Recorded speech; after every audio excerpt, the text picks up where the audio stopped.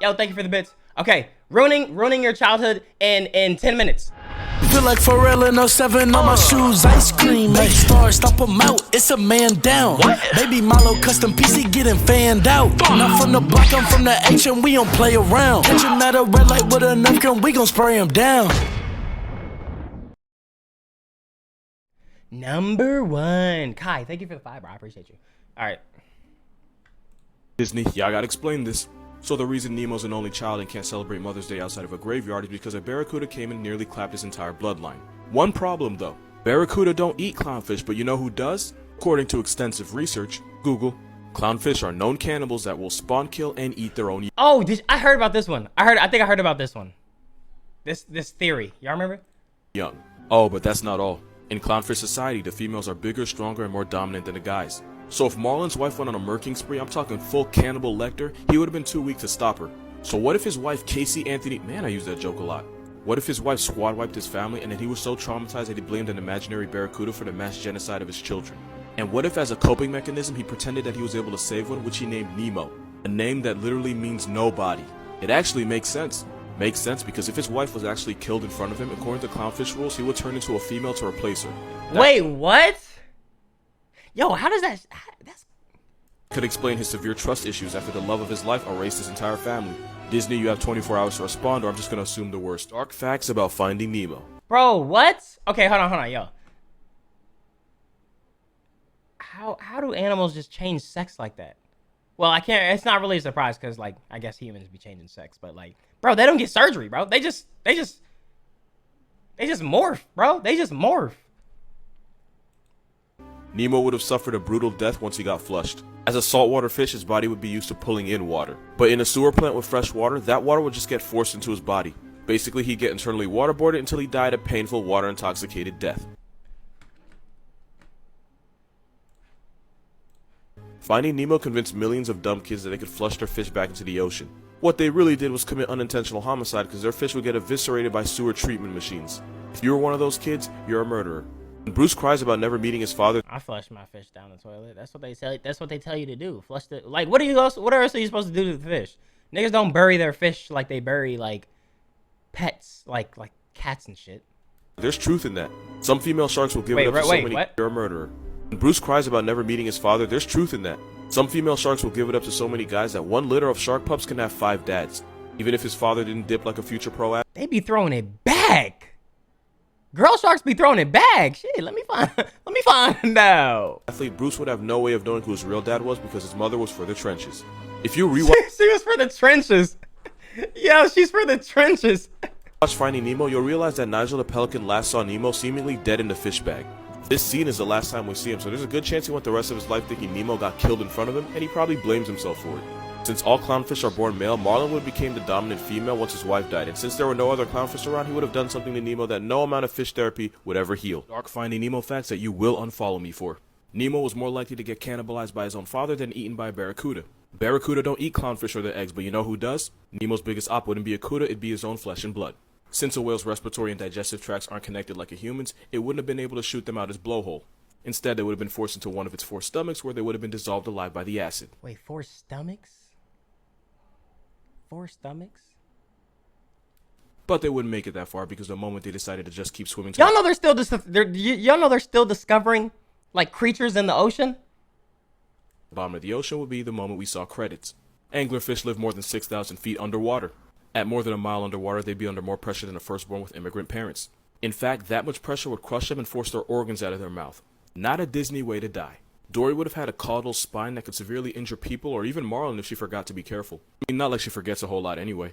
Dory could fade you because those spines could cause deep wounds that result in swelling, discoloration, and infections. On top of that, she'd be toxic enough to poison people, although I've heard people say the same thing about a voice actor. Okay, fair enough, I should probably explain this. As a clownfish, Nemo would be a saltwater fish, and water moves from higher concentration to lower concentration. Stay with me, I swear to Tom Brady this is gonna make sense. So a fish surrounded by salt water means there's a higher concentration of water inside the fish. So high to low, water would leave the fish. So to avoid losing water and joining his mother in the afterlife, Nemo... No way he's using scientific facts to debunk this type of shit, bro. It's a kid's movie, man. would constantly be taking water in while his kidneys pump the salt out. Now if you put Nemo in fresh water, the opposite happens. In freshwater, there would now be a higher concentration of water outside of Nemo's body, so high to low, water would get pushed into Nemo's cells. But since Nemo spent his entire life in the ocean, he'd be used to swallowing water the way an alcoholic stepfather swallows Budweiser. So Nemo would become overhydrated, his cells would fill with water, and he would be dead before the sequel. So no, fish don't really drown, but they can die of water intoxication, and it's not a good way to get series finale. Since I ruined this movie for a lot of people, here's facts Finding Nemo got right.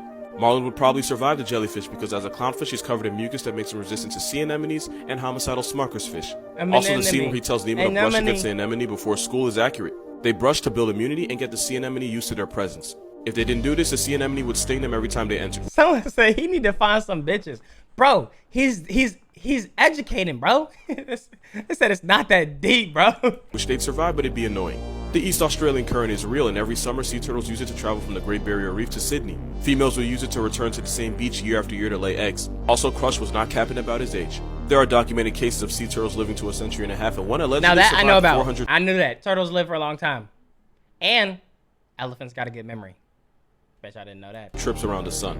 When Bruce relapses like a junkie for nose powder, his eyes turn black like a demon guppy. Shark eyes actually turn white when they're about to put someone on the news because they roll their eyes back to protect themselves. In the beginning, coral defends their eggs. I remember there was a meme of it like a shark, and it was like his eyes going back. Niggas were saying he was rolling his eyes. Have y'all seen that meme? That shit was hilarious. Some of this is cap. Wait. Some of his facts are cap. Look up if a barracuda can eat fish. Against a barracuda. I mean, well, it's not that deep to me, man.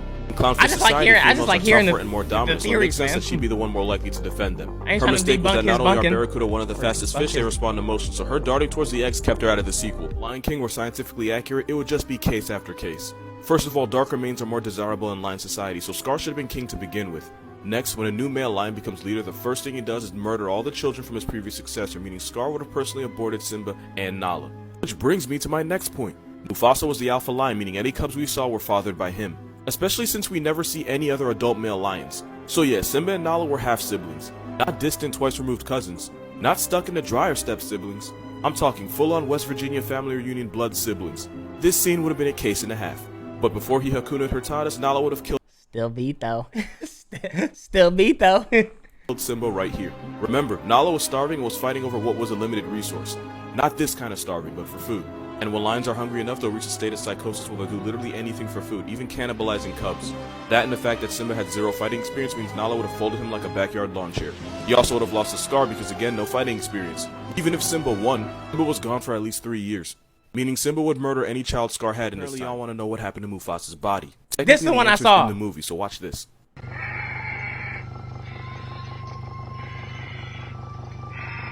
Birds like the vulture and marabou stork would have eaten his dead body. But there's a catch. Vultures have really weak beaks and feet, so they would have had to wait for an animal to tear him apart to make it easier for them.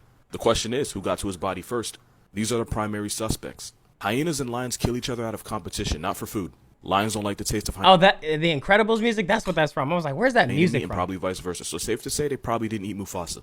African wild dogs are such efficient hunters that they don't have to resort to scavenging, so they're out. Jackals are notorious scavengers, but again, they wouldn't have found the taste of lion meat appealing, so they wouldn't have done either. What is a jackal? Here's where I'm gonna mess you up. Worms, maggots, and corpse beetles would have gotten to his body first. Likely the same bugs that Simba ate would have been the ones that defiled his father's carcass. They would have created openings that would have made it easier for these guys to finish the job. And since guys like the Lammergeier specialize in eating bones, after a few days there'd be nothing left. It wasn't Scar or the hyenas, it was actually vultures and bugs. Send this to a friend to ruin their childhood. I was actually hoping I get a comment like that because I really want to talk about it. So we all can agree that Lion King was based off the Shakespeare play Hamlet. I do not remember a letter of it, but I do know there's a scene where he holds a skull. In Hamlet, the skull belonged to your King Hamlet's jester. So if Scar holding a skull is a reference to this, we can assume that it was one of his jesters that he probably got tired of and killed. Makes sense because that skull is too small to be a lion's, but it's actually perfect baboon size. So if we put the pieces together, maybe Scar had a baboon as a jester, got tired of his nonsense, canceled him, and now keeps his sun-bleached skull as an R-rated keepsake. That would explain why he now forces Zazu to entertain him, because the old entertainment guy is now dead. And again, since Lion King is based off Hamlet, this actually makes more sense than Scar keeping the skull of his murdered brother. Or maybe I'm just overanalyzing a kid's movie from 1994 because I honestly have nothing better to do. But I like the first. That's what everybody in the chat saying. First one, so I'm going with that. Cursed images in nature you're gonna wish you never saw. A moose shedding its velvet. Oh no. A jaguar on some Junjutsu Tsukiyomi. The larvae of the blue bottle. Ew, no. Telescope fish. Man's tripped acid, stumbled into the 9th dimension and saw some shit that he can never take back. A moth covered in mind-controlling Ew, fungus that ew, basically no. turns it into a zombie. I can't. The devil's tooth. Okay, we're done. Basically an we're done. Australian mushroom marinated Ew, we're in done. Lucifer's We're done. love We're nectar. done. We're done. Seaweed that- We're done. We're done. We're done. We're done.